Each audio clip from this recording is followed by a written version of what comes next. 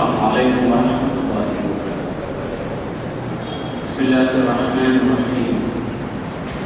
الحمد لله رب العالمين. اللهم صل وسلم على عبدك ورسولك محمد الأمين وعلى آله وأصحابه أجمعين. إن أريد إلا الإصلاح ما استطعت وما توفيقي إلا بالله عليه توكلت وإليه أنيب. رب اشرح لي صدري ويسر لي أمري واحلل عقدة من لساني يفقهوا قولي. أعوذ بالله من الشيطان الرجيم. إن الله اصطفى آدم ونوحا وآل إبراهيم وآل عمران على العالمين ذرية بعضها من بعض والله سميع عليم.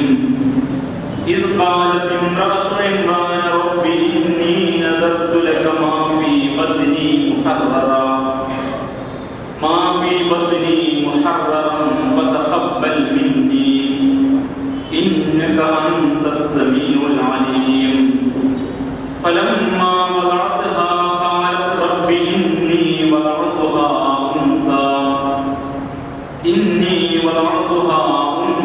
والله أعلم بما وضعت وليس الذكر كالأنثى وإني سميتها مريم وإني أعيذها بك وذريتها من الشيطان الرجيم. فتقبلها ربها بقبول حسن وأنبتها نباتا حسنا وكفلها زكريا.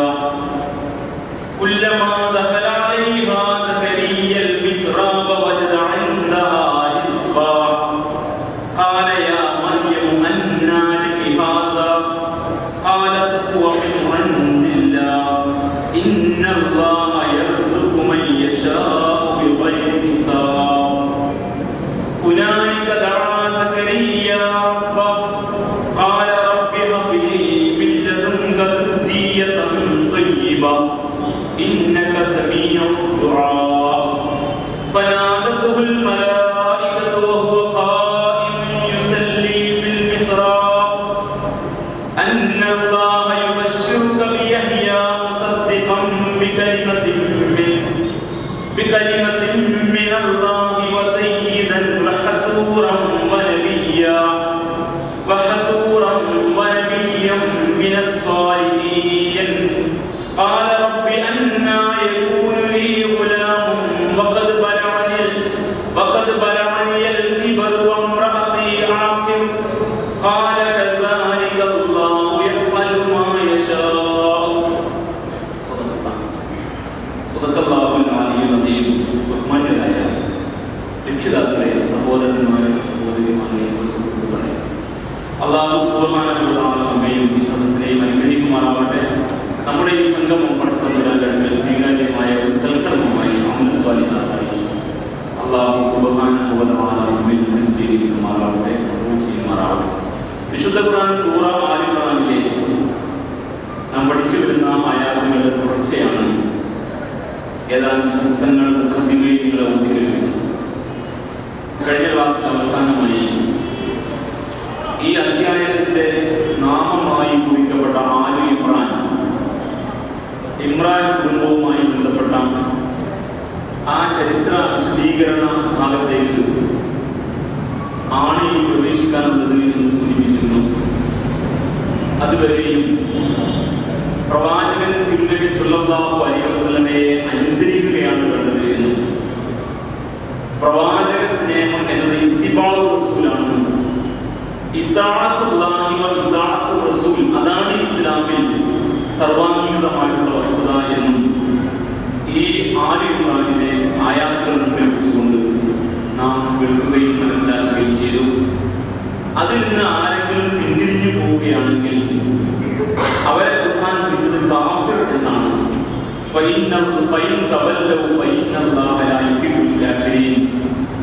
അള്ളാഹുവിന്റെ പ്രവാചകൻ തിരുനബി സല്ലല്ലാഹു അലൈഹി വസല്ലമയെ പിൻപറ്റിയും ആ തിരുനബി സല്ലല്ലാഹു അലൈഹി വസല്ലം കൊണ്ടുവന്നതിനെ അനുസരിച്ചും നിങ്ങൾ മുന്നോട്ട് പോകാൻ തയ്യാറില്ലാതെ വന്നാൽ, നിങ്ങൾ പിന്തിരിഞ്ഞാൽ അള്ളാഹുവിന് കാഫികളെ ഇഷ്ടമല്ല കേട്ടോ.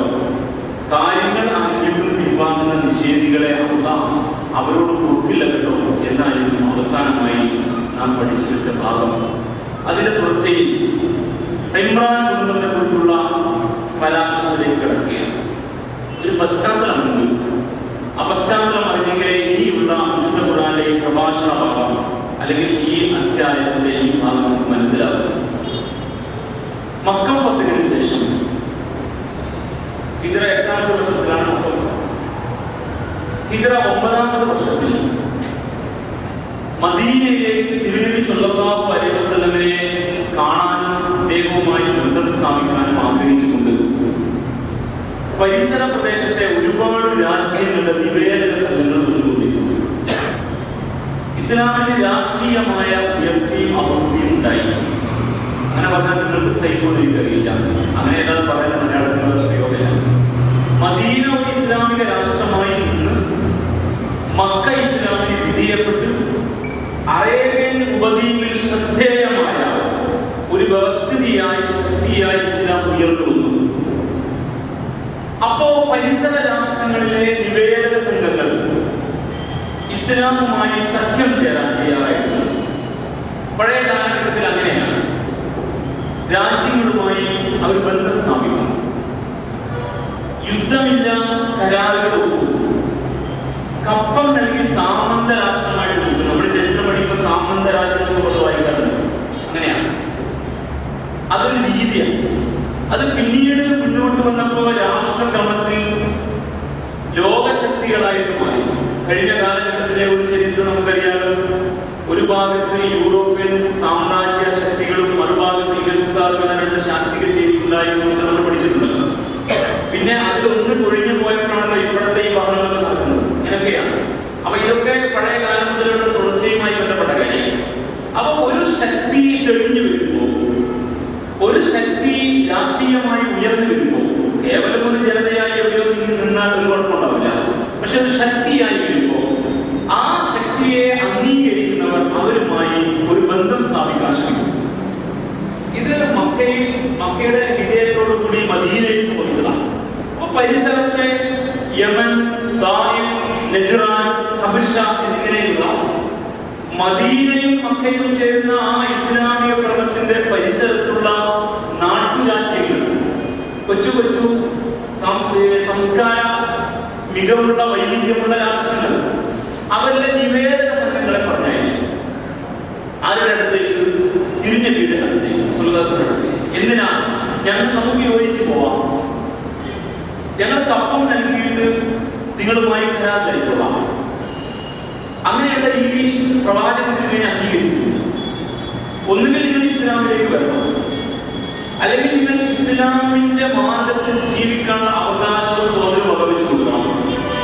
നമ്മൾ തമ്മിൽ രമ്യമായിട്ട് പോകണം, ശാസ്ത്രവും പാടില്ല. ഞങ്ങൾക്കെതിരെ ആരെങ്കിലും മുന്നോട്ട് വന്നാൽ നിങ്ങൾ അവരെ സഹായിക്കും. വേണ്ടി വന്നാൽ അത്തരം ഘട്ടത്തിൽ നമ്മൾ കരാറിലാണെങ്കിൽ നമ്മളെ സഹായിക്കുകയും വേണം. നിങ്ങളെ ഞങ്ങൾ സഹായിക്കുന്നു. ഇങ്ങനെ രാഷ്ട്രങ്ങളുമായി കരാറും ബന്ധമൊക്കെ സ്ഥാപിച്ച ഒരുപാട് ചരിത്രം തിരുനബിയുടെ മുന്നോട്ടുള്ള പ്രയാണത്തിൽ ഈ കാലഘട്ടം നമുക്ക് വായിക്കാം. അപ്പൊ ഹിജ്റ 9ാമത്തെ വർഷത്തിൽ നജ്റാൻ എന്ന് പറയുന്ന ക്രൈസ്തവ രാജ്യത്ത് നിന്ന് 3 ക്രൈസ്തവ നേതാക്കന്മാരുടെ കീഴിൽ 60ഓളം വരുന്ന ഒരു സംഘം മദീന പള്ളിയിൽ വന്നു. അവര് വന്ന സന്ദർഭത്തിലാണ് അവരുമായുള്ള മറ്റു പല കാര്യങ്ങളുടെയും സംസാരത്തിനിടയിൽ റസൂലുള്ളാഹി സ്വല്ലല്ലാഹു അലൈഹി വസല്ലമ അവരും നമ്മളും ഈസ അലൈഹിസ്സലാത്തു വസ്സലാമയെ എങ്ങനെ കാണുന്നു എന്ന ആ മർമ്മ വിഷയം അവർക്ക് പഠിപ്പിച്ചു കൊടുക്കാൻ അല്ലാഹു സുബ്ഹാനഹു വ തആല ഇമ്രാൻ കുടുംബത്തിന്റെ ചരിത്രം ഇവിടെ അവതരിപ്പിച്ചു. ഇതാണ് ചരിത്ര പശ്ചാത്തലം. യാഥാർത്ഥ്യം നമ്മൾ മനസ്സിലാക്കുക. അപ്പോഴാണ് എന്തുകൊണ്ടാണ് ഈ ഘട്ടത്തിൽ ഇത് ഇറങ്ങാനുള്ള കാരണം ബോധ്യമാകുന്നത്. അപ്പൊ നജ്റാൻ എന്നവർ ക്രൈസ്തവരാണ്. അവരുടെ 3 നേതാക്കന്മാരുടെ പേര് വ്യത്യസ്തമായ തഫ്സീർ പറയുന്നു.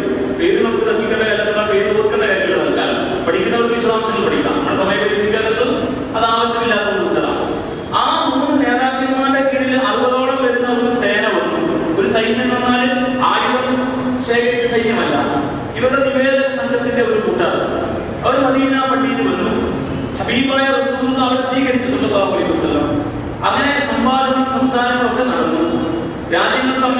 ബന്ധമായിട്ടുള്ള മര്യാദകൾ സംസാരിച്ചു.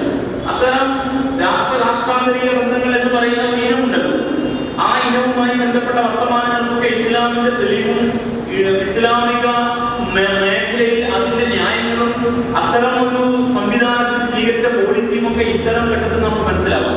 അപ്പൊ അങ്ങനെ സംസാരത്തിലാണ്. ഈ സംസാരത്തിൽ മാത്രം ഇസ്ലാം ഒതുക്കൂലല്ലോ. ഇസ്ലാമിലെ പ്രവാചകനും മുസ്ലിം സമൂഹമൊക്കെ അവരുടെ ബന്ധത്തിൽ ഇസ്ലാമിനെയും പരിചയപ്പെടുത്തുകയും സംസാരിക്കുകയും അവർ നമ്മൾ തമ്മിലുള്ള ബന്ധങ്ങൾ അത് ഊട്ടിയുറപ്പിക്കുകയും അതിലെ വീക്ഷണ വ്യത്യാസങ്ങൾ വളരെ സുന്ദരമായി സംവാദാത്മകമായി പ്രതിപക്ഷ ബഹുമാനത്തോടെ അവതരിപ്പിക്കുകയും ചെയ്യുന്ന രീതി ഉണ്ടാവുമല്ലോ. ആ രീതി സ്വീകരിച്ചുകൊണ്ട് അവിടെ ഈസ അലൈഹിസ്സലാമയെ കുറിച്ച് ഇസ്ലാം എങ്ങനെയാണ് കാര്യങ്ങൾ മനസ്സിലാക്കുന്നത് എന്ന വശം അവതരിപ്പിക്കുകയാണ്. അപ്പോ ഹിജ്റ 9ാമത്തെ വർഷത്തിലാണ് ഈ സംഭവം, ഈ ആയത്തിന്റെ അവതരണം എന്ന കാര്യം ഈ നജ്റാനിലെ ക്രൈസ്തവരുടെ വരവുമായി ബന്ധപ്പെട്ടാണ് എന്ന് നമ്മൾ മനസ്സിലാക്കുന്നത്. എന്നിട്ട് അന്ന് പറഞ്ഞു തുടങ്ങാം. ഇന്നല്ലാഹ ഇസ്തഫാ ആദമ, അല്ലാഹു സുബ്ഹാനഹു വ തആല നിശ്ചയം ആദമിനെ തെരഞ്ഞെടുത്തു അലൈഹിസ്സലാം, നൂഹ് അലൈഹിസ്സലാമയെ തെരഞ്ഞെടുത്തു. ഇബ്രാഹിം കുടുംബത്തെ അലൈഹിസ്സലാം തെരഞ്ഞെടുത്തു. അതുകൊണ്ട് ഒരുപാട് പ്രവാചകന്മാരുണ്ടല്ലോ. ഇമ്രാൻ കുടുംബത്തെയും തെരഞ്ഞെടുത്തു. അലൽ ആലമീൻ, ലോകർക്കുമേൽ. എന്തായി തെരഞ്ഞെടുത്തു? അത് ഇസ്തഫ എന്ന പ്രയോഗം മനസ്സിലാവും. അള്ളാഹുവിന്റെ ദീനിന്റെ ദൗത്യവും നിയോഗവും നിർവഹിക്കുന്ന പ്രവാചകന്മാരായി തെരഞ്ഞെടുത്തു. അതാണ് മുസ്തഫ എന്ന് പ്രവാചകന്റെ വിളിക്കാനുള്ള കാര്യം. മുസ്തഫ, മുജ്തബ എന്നൊക്കെ വിളിക്കുന്നത് ഈ ഇസ്തഫ എന്ന പ്രയോഗവുമായി ബന്ധപ്പെട്ടാണ്. അപ്പൊ മാലോകർക്ക് മുകളിൽ ആയത്ത് നമ്പർ സൂറ ആലിമ്രാനിലെ 23-ാമത്തെ 34-ാമത്തെ ആയത്താണ്. ആലിമ്രാൻ 33.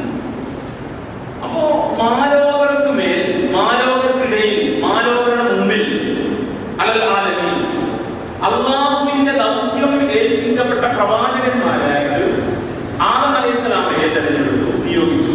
നൂഹ് അലൈഹിസ്സലാമയെ നിയോഗിച്ചു. ഇബ്രാഹിം കുടുംബത്തെ നിയോഗിച്ചു. ഇമ്രാൻ കുടുംബത്തെ നിയോഗിച്ചു. അപ്പൊ അള്ളാഹു പ്രവാചകന്മാരായി തെരഞ്ഞെടുത്ത 4 വ്യക്തികളെ, അല്ലെങ്കിൽ 2 വ്യക്തികളെയും 2 കുടുംബങ്ങളെയും ആണ് പ്രത്യേകമായി സ്വീകരിച്ചത്. വ്യക്തികൾ ആദം അലൈഹിസ്സലാം, നൂഹ് അലൈഹിസ്സലാം. കുടുംബങ്ങൾ 6 ഇബ്രാഹിം, 6 ഇമ്രാൻ. ഇബ്രാഹിം കുടുംബം, ഇമ്രാൻ കുടുംബം. ഇവരെല്ലാവരും മനുഷ്യരായിരുന്നു എന്ന ബോധവൽക്കരണമാണ് ഇതിന്റെ ഉദ്ദേശ്യം. ഒന്ന് എന്ന് മുസ്ലിങ്ങൾ പറയുന്നത്. കാരണം എന്താ? ഈസ അലൈഹിസ്സലാമയെ ദൈവമായിട്ടാണല്ലോ ഈ സംഭവം കണ്ടിട്ടുള്ളത്. വന്നിരിക്കുന്ന മുമ്പിലെ അഭിസംബോധിതനായ ക്രൈസ്തവരുടെ കാഴ്ചപ്പാടിൽ ഈസ അലൈഹിസ്സലാം ദൈവമാണ്, ദൈവത്തിന്റെ പുത്രനാണ്, അങ്ങനെയാണ്. പക്ഷെ ഇസ്ലാമിൽ ഇപ്പറഞ്ഞ ഇമ്രാൻ കുടുംബത്തിലാണ് ഈസ അലൈഹിസ്സലാം വരിക. ഈ ഇമ്രാൻ കുടുംബവും അതിന്റെ മുകളിൽ ഇബ്രാഹിം കുടുംബവും അതിന്റെ അപ്പുറത്ത് നൂഹ് അലൈഹിസ്സലാമയും അതിന്റെ ഏറ്റവും അങ്ങേയറ്റത്തെ ആദ്യകന്യ ആദം അലൈഹിസ്സലാമയും ഇവരൊക്കെ അല്ലാഹു തെരഞ്ഞെടുത്ത പ്രവാചകന്മാർ തന്നെ. ആ പ്രവാചകന്മാരാരും ദൈവമോ ദൈവപുത്രന്മാരോ ആയിരുന്നില്ല, ദൈവാവതാരവും ആയിട്ടില്ല. അവരൊക്കെ മനുഷ്യർ തന്നെയായിരുന്നു. മനുഷ്യരിൽ നിന്നാണ് അല്ല പ്രവാചകന്മാരെ തെരഞ്ഞെടുത്തത്. അതാണ് ഇസ്ലാമിന്റെ രീതി. അപ്പൊ ഇസ്തഫ എവിടുന്ന് തെരഞ്ഞെടുത്തു? മനുഷ്യൻ തെരഞ്ഞെടുത്തു.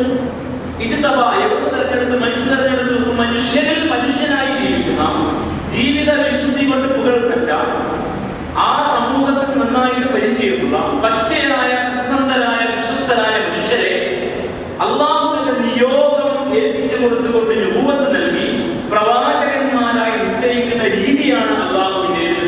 ആദം അലൈഹിസ്സലാമയെ അങ്ങനെയാണ് നിശ്ചയിച്ചത്. നൂഹ് അലൈഹിസ്സലാമയെ അങ്ങനെയാണ് നിശ്ചയിച്ചത്. ഇബ്രാഹിം അലൈഹിസ്സലാമയും മകൻ ഇസ്മായിൽ, ഇസ്ഹാഖ് അലൈഹിസ്സലാം, ആ കുടുംബത്തിൽ യാക്കൂബ് അലൈഹിസ്സലാം, ഇവരെയും അങ്ങനെയാണ് നിശ്ചയിച്ചത്. ആ പരമ്പരയിൽ ഇബ്രാഹിം കുടുംബത്തിൽ വരുന്ന ഇമ്രാൻ കുടുംബം, ആ ഇമ്രാൻ കുടുംബത്തിൽ ആരായിരുന്നു പ്രവാചകൻ? ഈസ അലൈഹിസ്സലാമയാണ്. പറഞ്ഞു വരുന്നത് അങ്ങോട്ടാ. ആ പ്രവാചകനും ഇതുപോലെ മനുഷ്യൻ തന്നെ എന്ന യാഥാർത്ഥ്യം മാലോകരെ അറിയിക്കുന്നതോടൊപ്പം തൊട്ടു മുമ്പിലിരിക്കുന്ന അഭിസംബോധനയുടെ മുമ്പിലേക്ക് ഒരു യാഥാർത്ഥ്യത്തെ അങ്ങ് വെച്ചു കൊടുക്കുകയാണ് ഇസ്ലാം. ഇതിലൊരു ശരിയുണ്ട്. എന്താണത്? ക്രൈസ്തവ സമൂഹം ആദാമിനെ